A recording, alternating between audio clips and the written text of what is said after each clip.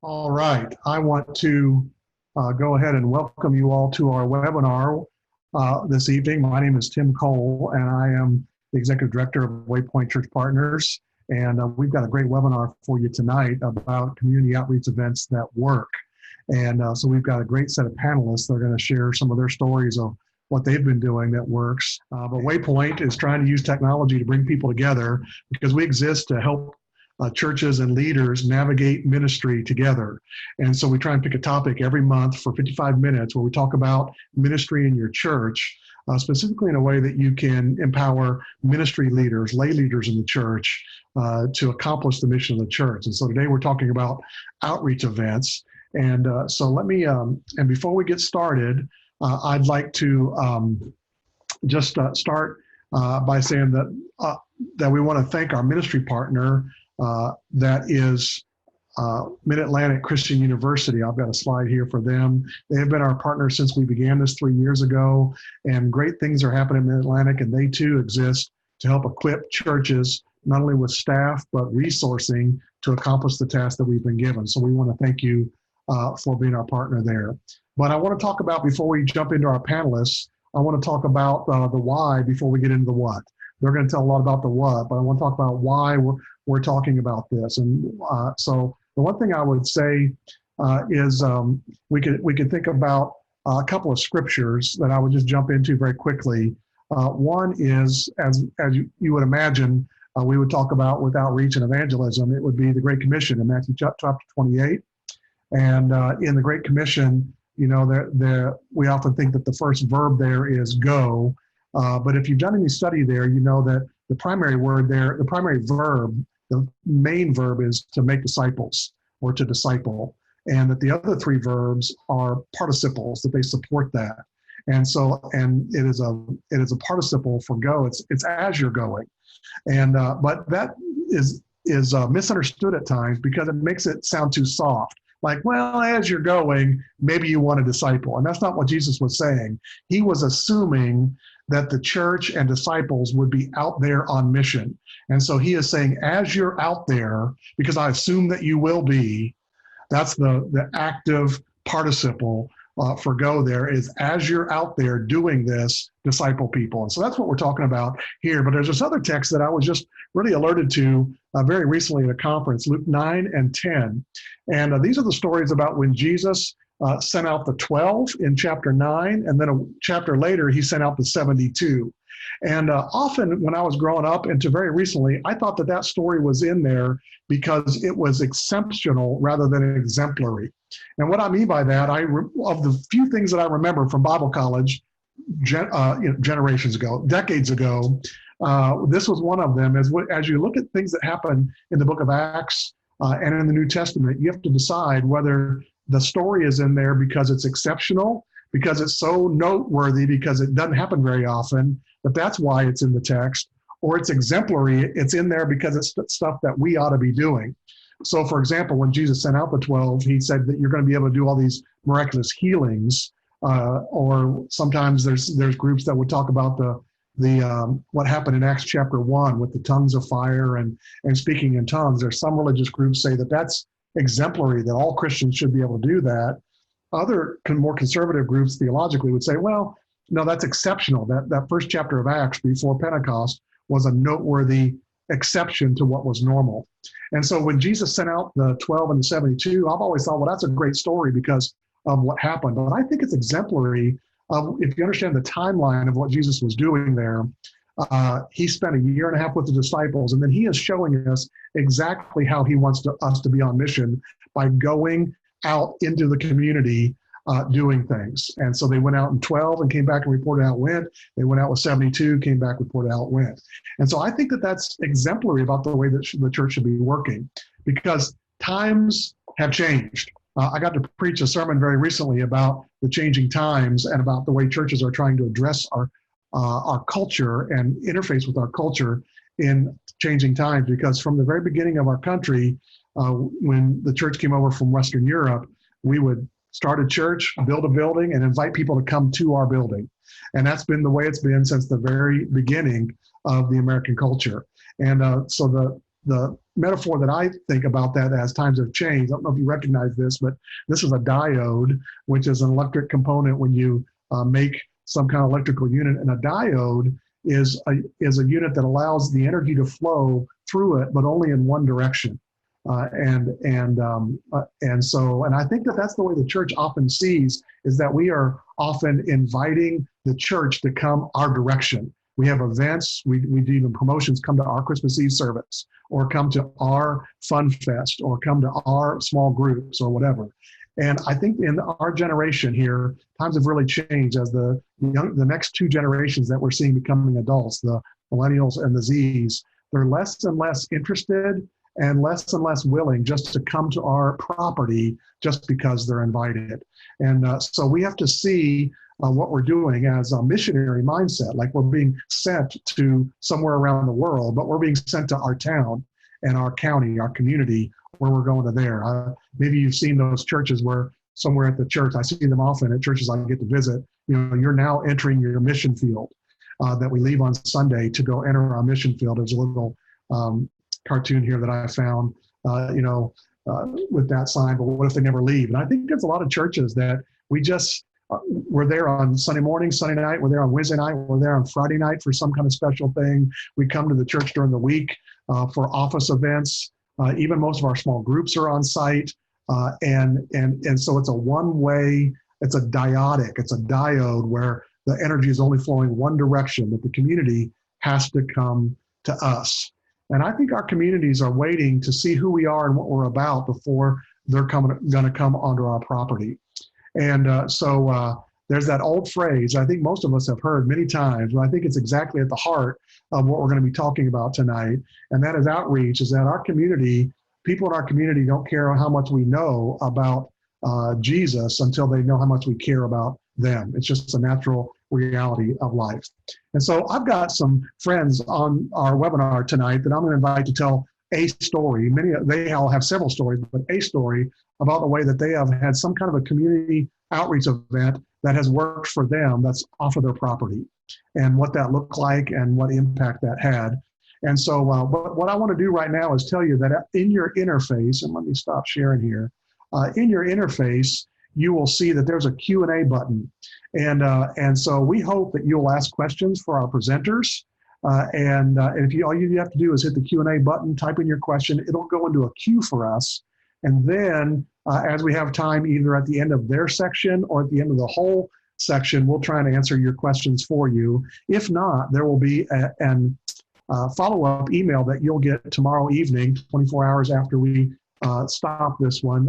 An email will just automatically go to you, and we will try and answer your questions in there. And there will be email addresses for our presenters tonight if you want to ask follow-on questions to any of them. And so we're glad you're here. Let me see, who do we say we go first? I'm going to invite Chris Sanasiri to go first. Our guys are all coming from the church planting world. And when church plants operate with outreach events, they have to go off-site because they don't have a site. They don't have a facility and a building, and so it forces them to go to the community in a very good way. And so a lot of church plants for us innovate outreach, and then existing churches get to replicate what they do.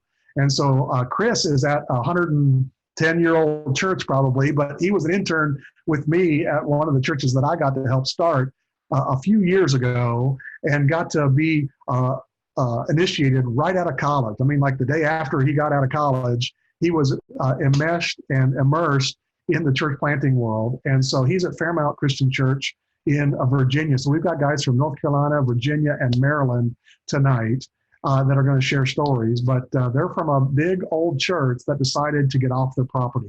So Chris, if you'd like to dive in and just tell your story very quickly, and I may have a question as well as other people asking questions as well. Sure, thanks, Tim. Yeah, I came to Fairmount in 2004, into 2004, and the church had done a lot of events, and big outreach events inside the church.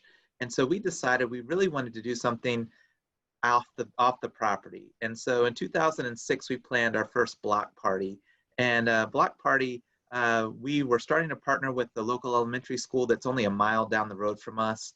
And so they have a huge front yard on a main road. And we said, this is a perfect place where we could have a block party. So a place where we could have big inflatables for kids to play on, games, community groups, food, concerts, you name it, we were going to do it. And so we rented a huge tent that people could sit under to eat. We built our own stage. We did things like having an ice cream truck there. We had all sorts of things going on.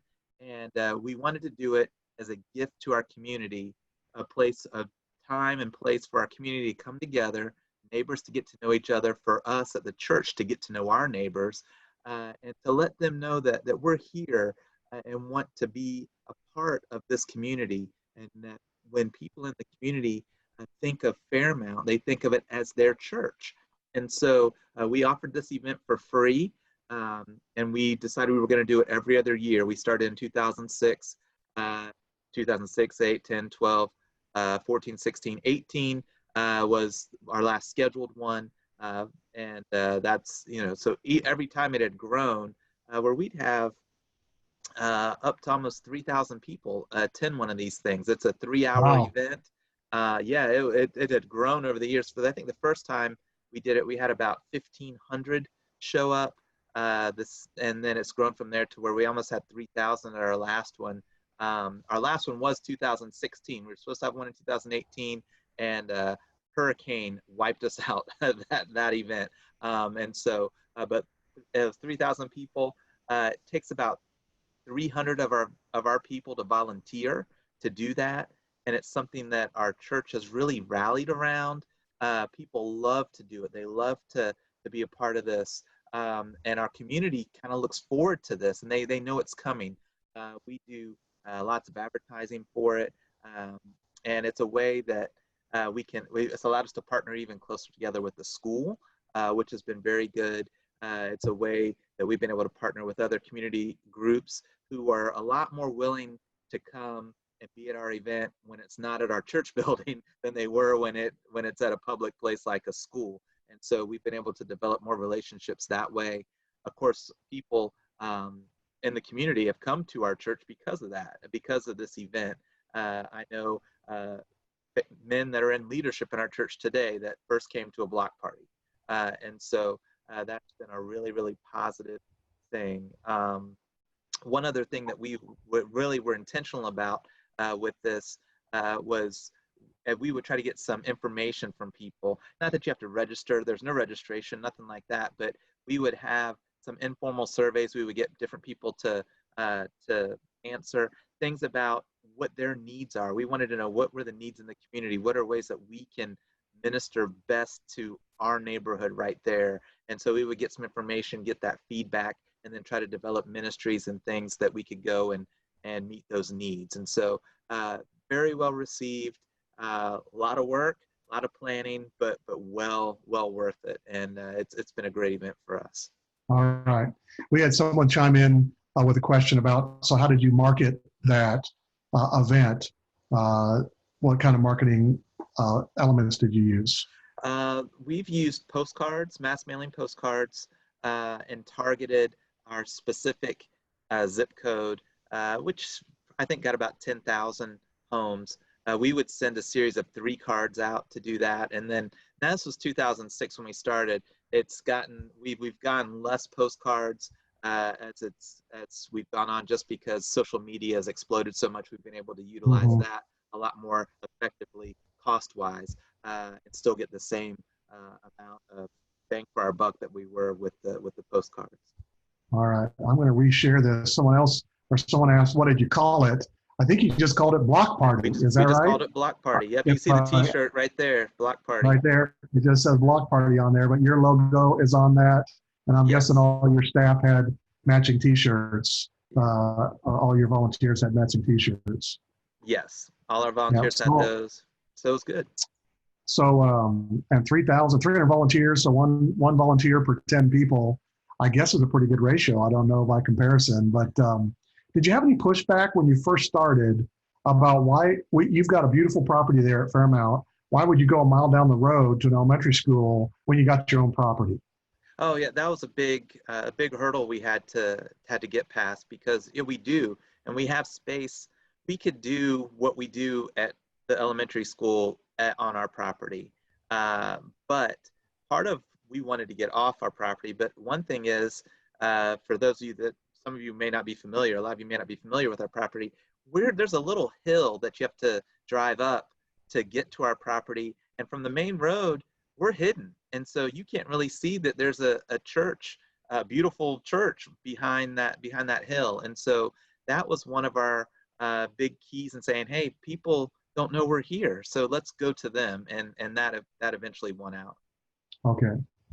Well, Chris, thanks for sharing that with us. And thanks for the questions that have come in. And so if you got any more questions about these outreach events, please hit your Q&A button and ask a question. The next person I want to invite just in line here is Roger Burns.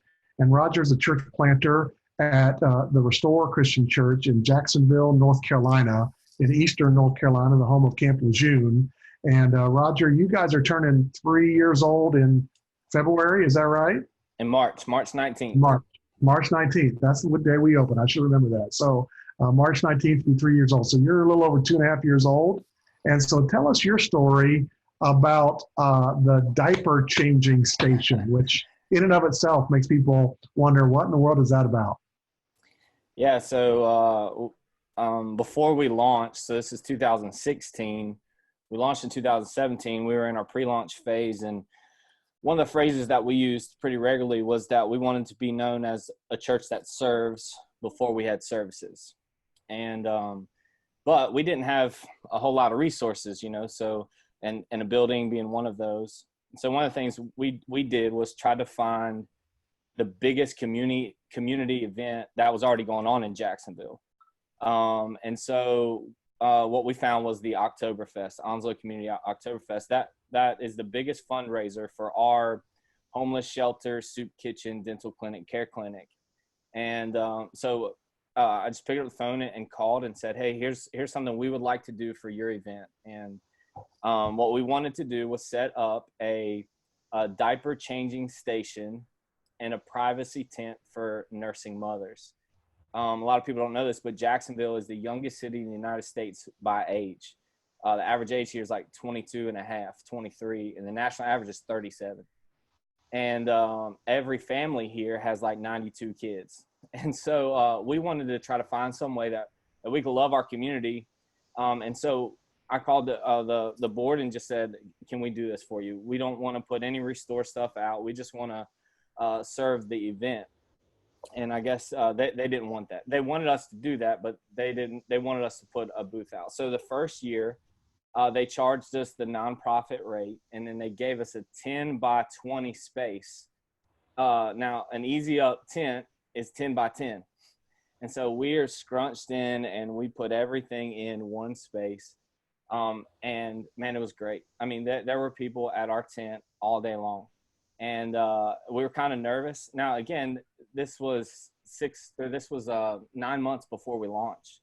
And so people were coming and they're trying to get information about church. And so we're telling them about it. And they're like, we'll be there tomorrow. And it's like, well, maybe not. It's kind of hard to say, hold off for 9 months. But we were having a life group in our house. And we had 2 families in our living room the next night because of that event. Well, it just kind of started to evolve. It was such a hit that they asked me to be on the board for the event the next year. And then they gave us a 10 by 30 space. So enough for 3 10 by 10 tents. And then they put us in a field. So we're in the middle of the event now. And they did it for free. And so that was great. So we got a little bit more space. The next year, they gave us half of that field and asked us to fill it. And so we filled it with things like Frisbee hole, just oversized cornhole boards that you put a huge hole in it and throw Frisbees at. I think it was the last picture that we had there. There you go. Yeah, so there's a picture of me playing it with some Marines there. And so we filled it with that. And then the next year, which was last year, this was our last 4th event. you can see where we're standing. And then if you look like at the point of my nose, you can see a white tent there. And that's an enclosed nursing tent. They gave us this last year. They asked us to take up the entire field and fill it, and they gave it to us for free. Now, what's really been awesome about this is every year we get people's contact information. I mean, ultimately, we want to get to know our community and love our community. There's children games that we use to fill the field. So ultimately, we're out there asking people, would you give us our information? The second year we did that, the first year we like auctioned off a television, or raffled off a television, and no one really cared about that. But the last 3 years, we tried to find ways that the normal person walking by could love the community also. So we said, with every card we get, the first year we did $2 for every card we get. We as a church are going to donate it to the Onslow Community Outreach, that's the fundraiser for this event. The next year we did the Pregnancy Resource Center, $2 for every card we get. And so the person who, goes to the big church down the road, they would still fill their name out and give it to us, because we would, this is probably because we would love our community. This is probably the picture that shows those tents the best. It also shows our team doing the Cupid Shuffle. But behind them, you can see the nursing station. That's the enclosed privacy tent. We put rocking chairs, plastic rocking chairs in there. We have a generator, and so we run a power strip in there and have fans going, because it gets kind of hot in there. And then you can see the open tent to the right, which just has back there some changing pads and diapers and stuff like that. What's amazing is that people are at our booth all the time. And what's crazy for us, not crazy for us, but what's awesome for us is a mom will go in to nurse, and what's dad doing? And he's standing around. And so it gives us an opportunity to talk to dad.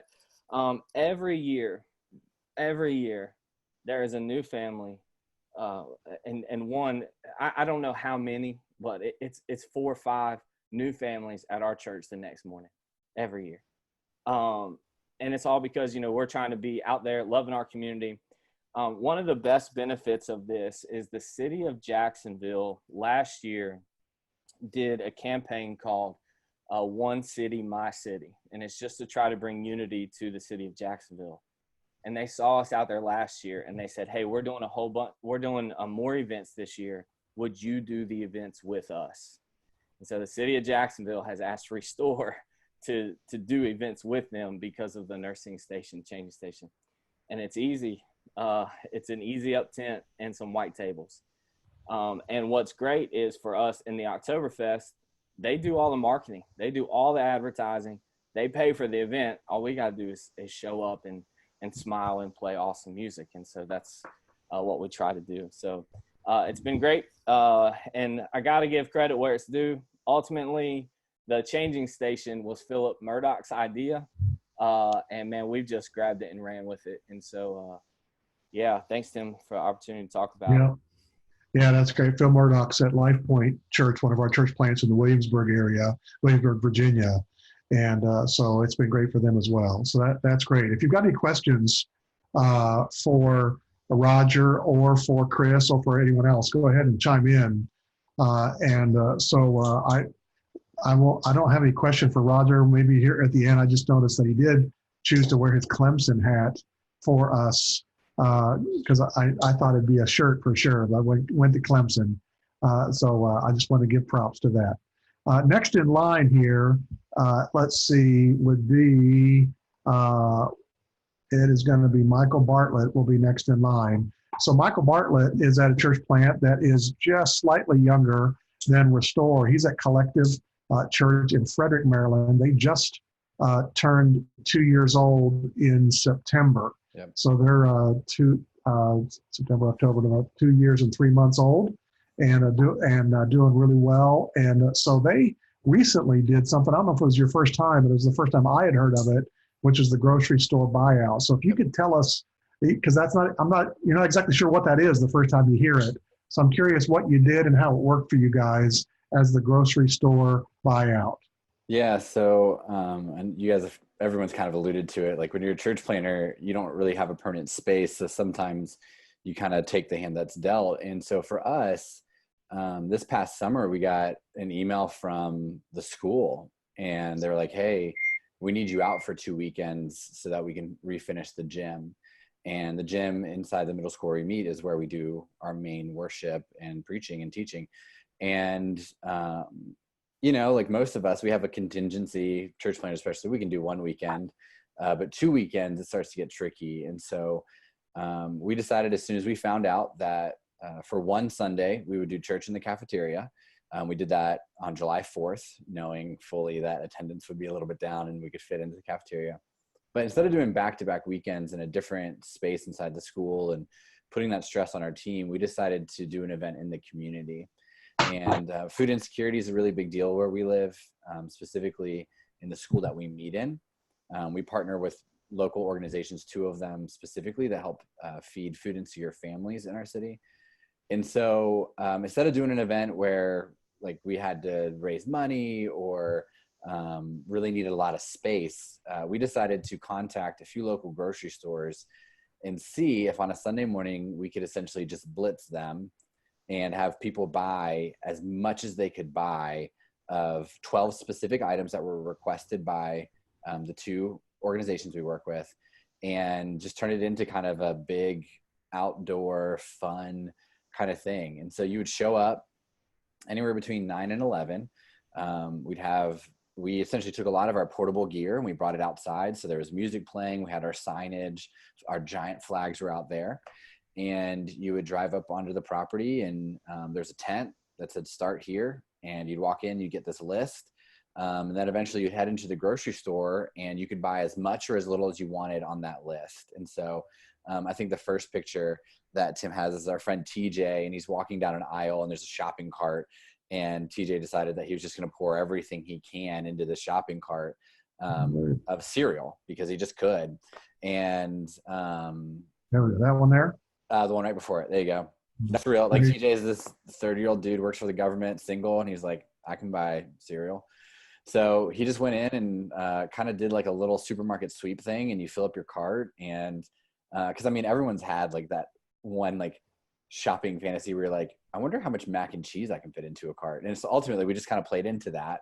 And people went through and they purchased as many items as they could. Then they walked out, and that's the next picture. You'll see our one of our friends, Finley. They had kid carts set up so kids could do shopping. The picture on the right, we contacted a local food truck that served donuts. And we're like, hey, we'll pay you for 300 donuts, $2 a piece. We'll pay $600 for you guys to come out here and just give donuts to people. And so people got their list, they go inside, they shop with friends. They invited a lot of people, and then ultimately you come out and there were just piles and piles of food.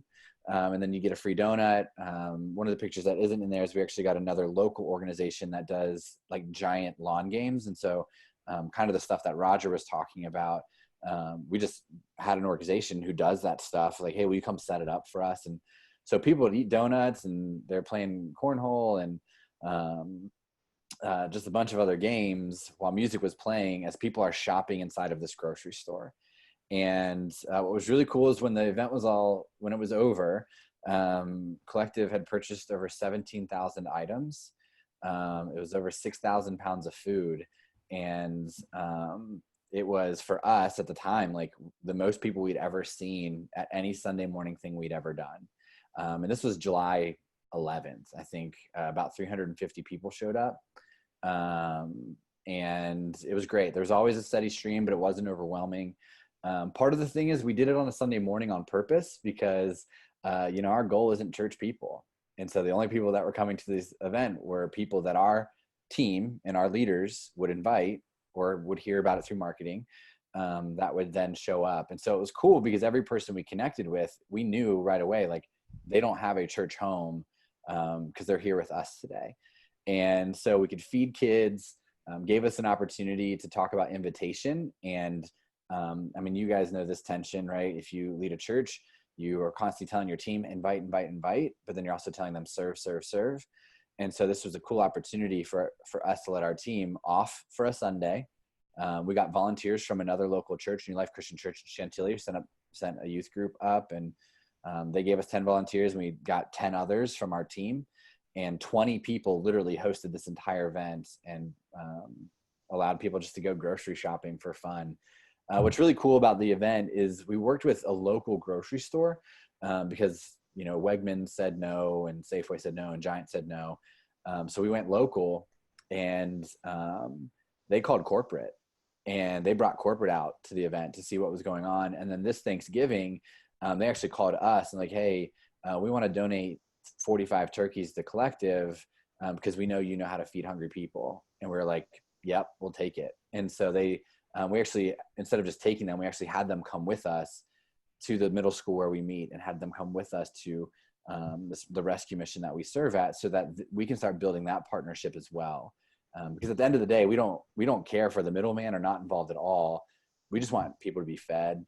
And a big thing for us was, I don't know if this connected or whatever, but before we had the event, we're hitting summer, and you're kind of in the middle of summer, and you're like, let's spice things up a little bit. And after the event, Collective has grown by 40 people a Sunday. And we don't think it's coincidental. We think that created a little bit more buy-in for the people that go to our church, as well as, our people who did invite. Like, we know they're free on Sunday mornings because they came to the event. And so what started as kind of an inconvenience and a frustration, we just decided we weren't going to let that kind of mess up our Sunday, and just did our very best to figure out something fun and cool, something different than what other churches were doing. We have like 3 or 4 mega churches within 20 minutes of us, and we just wanted to be more creative and more fun. And so the event was great.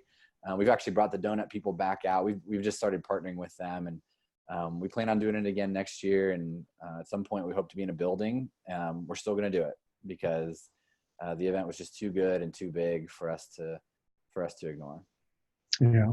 Thanks, Michael. I would ask, just so people can understand proportion relative to the size of their church, the 350 that you had that day was a pretty good chunk larger than what your average attendance was at that time. Yeah. You averaged about 300 maybe, or 280? We were on 280.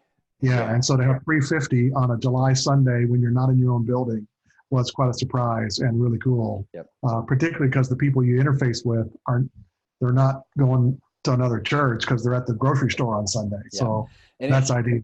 It also allowed me, as Collective has grown, I don't get to see everybody the way that I used to. And so this big event, we were able to spread ourselves out. And so I was just there to meet as many people as possible. And so there was everything that we value as a church when it comes to connection and serving, all that. We were able to kind of figure out how to do in one big event. And it was awesome. All right. I've got a couple more questions that I need to revert back to Roger. But before I get there, I just want to say it's interesting that I don't know if it's a majority of our church plants, but many of our church plants have some kind of regular rhythm of serving their community on Sunday morning, where the church leaves the building, and rather than having a worship service, they worship by serving. And the interesting thing is most established churches would never dare not be in their sanctuary, because that's the holy place, facetiously speaking, at 10 o'clock or 11 o'clock on Sunday morning. And I think it's a great thing where we see many of our churches where they might gather for instructions and communion and prayer and those kind of things, but that they are sent to serve and be the missionaries on Sunday morning to their community. And so there's people on the call on this webinar tonight that are in established church, that I would think that would be your first hurdle, is to convince people it's okay if we worship by serving. And if you have to gather to take communion or an offering or whatever you need to do, then go ahead and do that in your own parking lot. But then get out there in the community and be the hands and feet of Jesus, not on a Wednesday afternoon or even a Saturday afternoon, but on a Sunday morning. And that makes a huge statement to the people that see you, as well as you interface with people that aren't in church because they're out at the grocery store or wherever on Sunday morning. So Roger, a couple of questions. We're going back to your diaper changing station at your Oktoberfest. And one is, just to be clear, who did the changing of the diapers? We did not touch any babies. Parents will change their own children. What we do really is we buy one sleeve of diapers for every size. We buy wipes and anything that a parent could forget. Baby powder or lotion. I don't know. It's been a long time since I changed a diaper. All of those things. And we put them out. And one thing that we actively say, parents are walking by and stuff, and we just grab them and say, hey, I know this is weird, but I just want to let you know that this is here. And then we say, hey, use our diapers, use our wipes. We know they're expensive. And parents, man, they really appreciate it. I don't know that they do because, you have kids and some diapers hold well. Some diapers give your children rashes. And so you probably don't use ours, but the fact that they're there. And so, we try to stay away from the,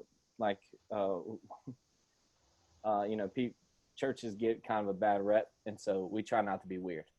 Yeah. I think that's a goal of. We will not change any baby's diapers. Yeah, that's right. You're open for all kind of problems there. Now, here's a question really for all three of our panelists so far, and then we're going to get to our fourth one.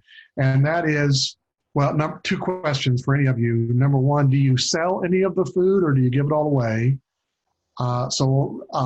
Chris, Roger, or Michael, can you chime in on that? We give everything away. Everything's free. All right. We don't have anything to sell. We have a couple years we did beer koozies. I mean, Coke or Pepsi koozies. Whatever you put in the koozie is up to you. Liquid koozie, that's right. It's the Oktoberfest, so put two and two together there. And then we do Frisbees. That seems cheap and easy, and you can throw them at kids all day. And so we've got nothing to sell. It's okay. Awesome. Michael, you're giving the donuts away, is that right? Yeah, that's correct. They were $2 a piece for us. So the overall event only cost us around $1,000. And that included donuts and marketing and all that stuff. Okay, that's great.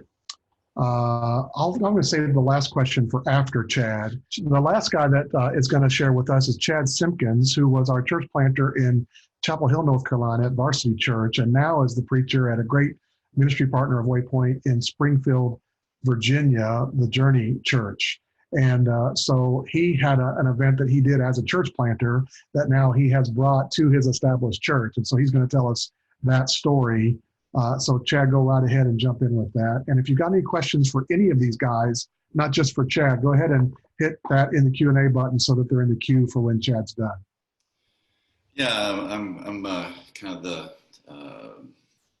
different because I did the church planting thing and now in an established church, but kind of give the backstory. My family and I, as Tim said, planted a church in Chapel Hill, North Carolina back in 2010. And one of the things we did when we got there was a community needs assessment to just try to figure out what was the biggest need within the community. And the number one issue for the community we heard from everybody we talked to is just what Michael said just a second ago, is child hunger.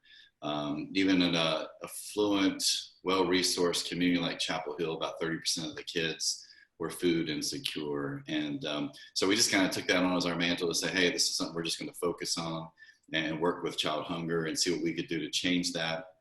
So we did a few odds and end type things, but another church planter from a buddy of mine, Ryan Klabunde, had started an organization called Generosity Feeds. Maybe some of you have used them before.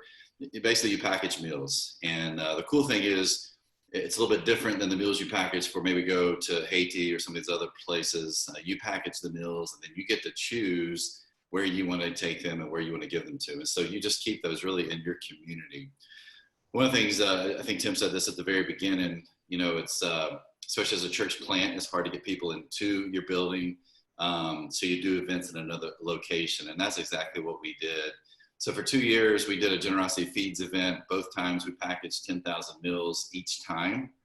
We actually had a little church building we rented from another church in the community, but we didn't do it there. We actually invited everyone to come to one of the local middle schools. And our church was less than 100 people. And we had 300 people show up. So 200 people plus coming from the local community to be a part of that. I love what Michael said, and this is one of the intentional parts of our plan. We did these on Sunday mornings, and we still do these on Sunday mornings here at the Journey. But our desire wasn't to reach people who were in churches. We knew the people that we wanted to reach were hanging out in their homes. They were in grocery stores in Frederick, Maryland. They weren't attending church anywhere. And we even had churches contact us in Chapel Hill saying, hey, we really like to come, but it's on a Sunday morning. Can you guys do it on a different day? And we're like, darn it, I hate we planned it when you're going to be at church. Maybe next time we'll do that for you. But our intention is never to do it on Sunday mornings. We didn't want them to come, just to be honest with you. Kind of fast forward to where I am now here at the Journey in Springfield. This is an established church. I think it started back in 1974, a Central Christian Church. But over the last 12 years, there's only been 2 years where the church hasn't seen some sort of growth. And it tends to be, I think, when you're in a more established church, when things are going well, the arrow's moving north on the graph, it's easy to kind of be stuck and complacent and not want to do anything to, I think Tim said this word, to change the rhythm.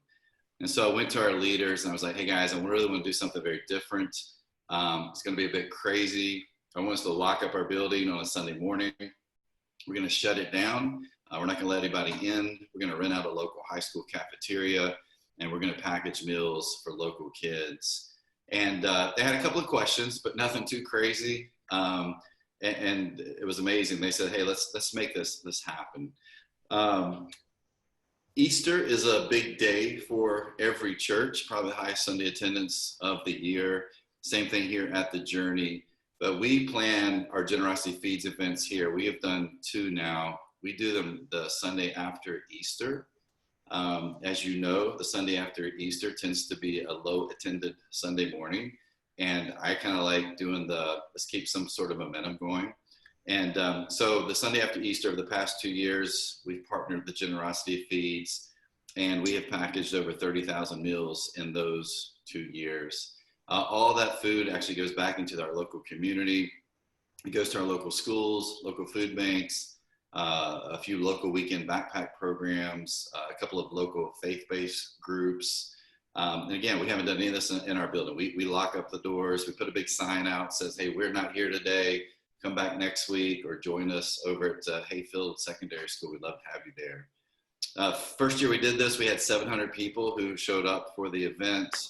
Last year we had about 650 people, and it's way too many people for the amount of food that we are packaging. Probably 15 to 20% of these people who show up are from the local community. I have no clue who those people are, but they showed up to be a part of that. The kid you saw at the first picture there, I don't know who that kid was. No, that's my wife on the left side there, but I don't know who the kid is right there with the blonde hair. He's got a terrible Cub shirt on. These people are just coming from all over the place. And it's just kind of amazing to have them come. One of the things that's a picture of part of the group. And then I think we have one of almost everybody, this last picture here. I do know quite a few of those. So that was this past year.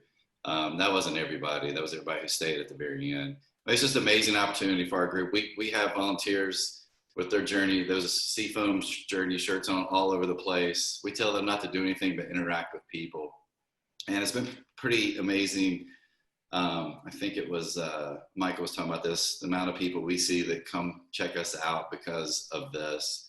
And their big thing has always been, we don't understand why a church would shut their doors on the Sunday morning and go and serve the community. It doesn't make any sense to us whatsoever. And so we want to check out a church that's like that. To me, that's why we do these kind of events and do the things we can in our community. It's not just for the food insecurity and to help the kids, it is, but the bigger thing is just this opportunity to bring our community together.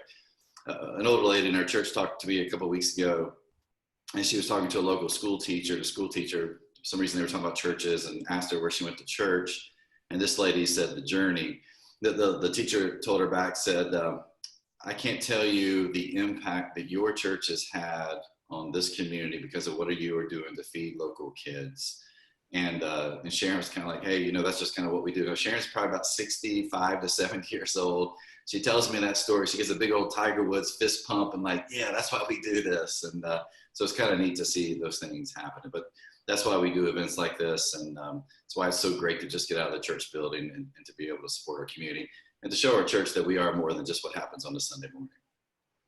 Yeah, and to give some kind of perspective on proportions, so your first time you had 700 people at the high school, and at that, not your Easter number, but your average at that point would have been 500? 5 to 525, yeah. So the week after Easter, which is historically one of your lowest numbers of the year, you were almost 200 people above average. So you had to get people that weren't from your church, and those people are willing to join you on a Sunday morning, so it's not likely they're part of another church. And so where did they come from? How did they know to get there on a Sunday morning? We do our best to partner with other organizations. One of the couples in our church are coaches for one of the big Keller Williams real estate groups here.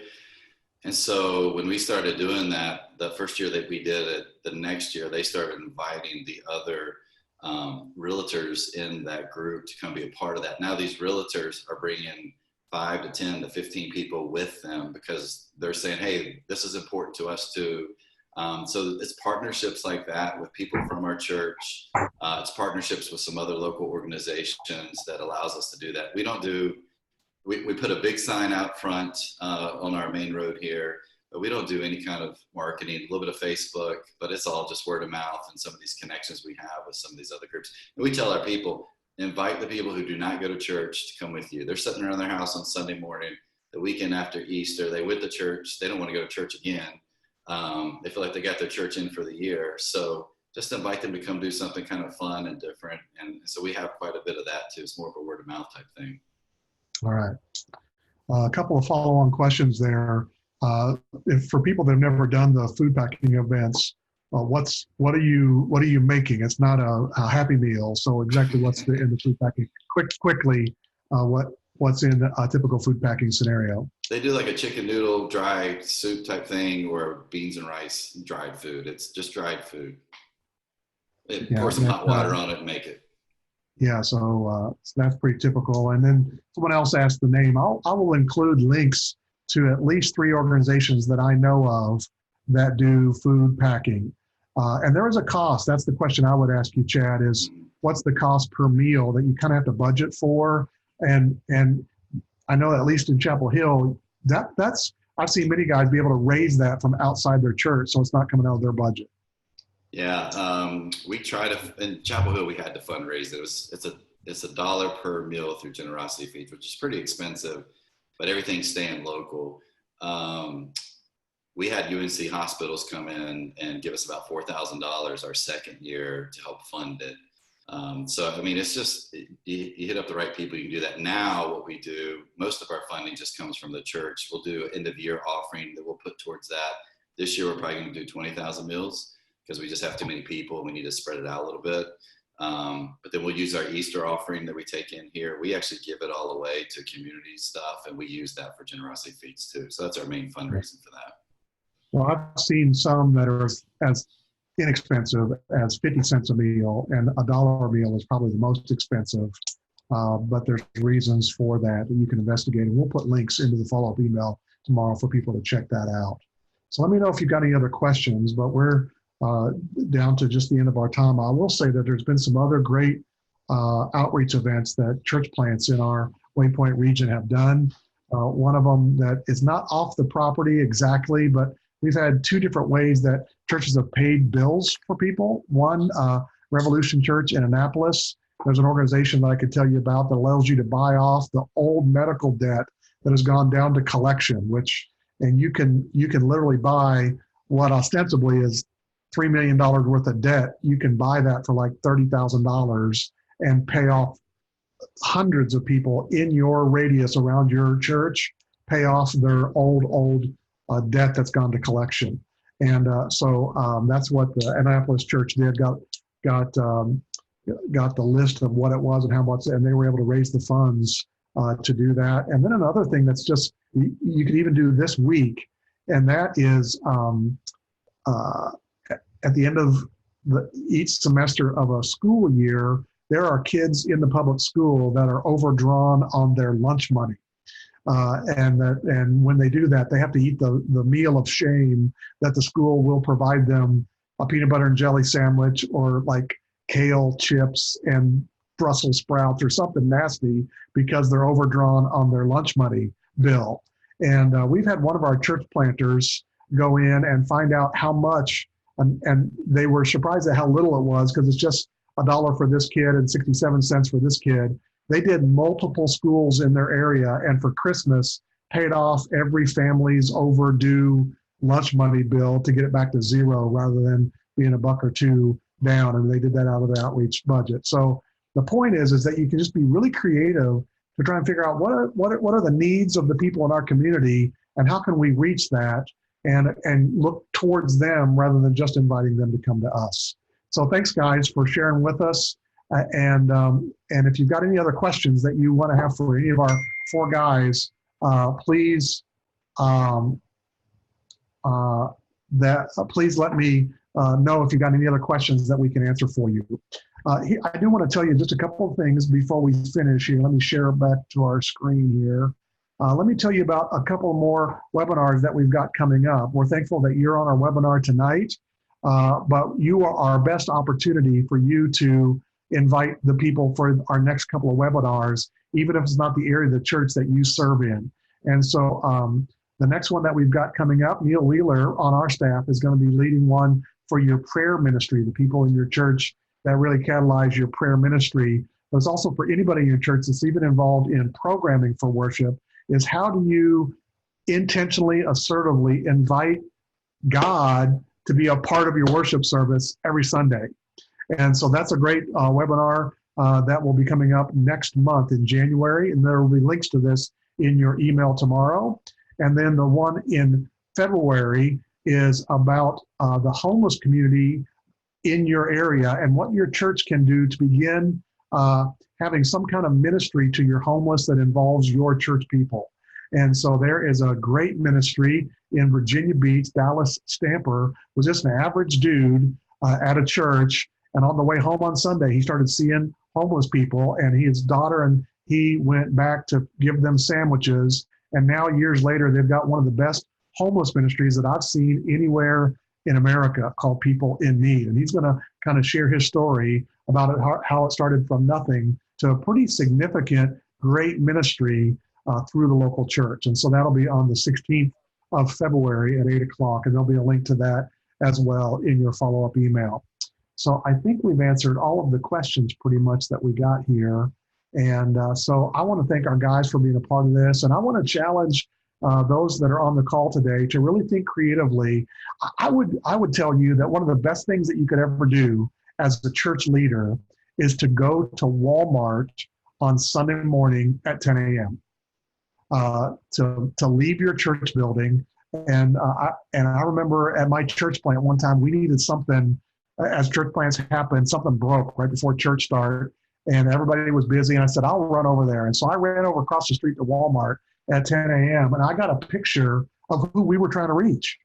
And I think if you could get off of your property on a Sunday morning and see who's in your community, it would change the way you look at the kind of outreach events that you would have to try and interface and encounter the people in your community. So I want to challenge you to do that. So thanks for being on the webinar tonight. We hope that we'll see you at a future webinar. And as always, we want to thank Mid-Atlantic Christian University for being the sponsor of our webinar platform and a great ministry partner here in the region. So thanks, guys, for joining us, and we hope to see you soon on a new webinar coming up. Have a great night.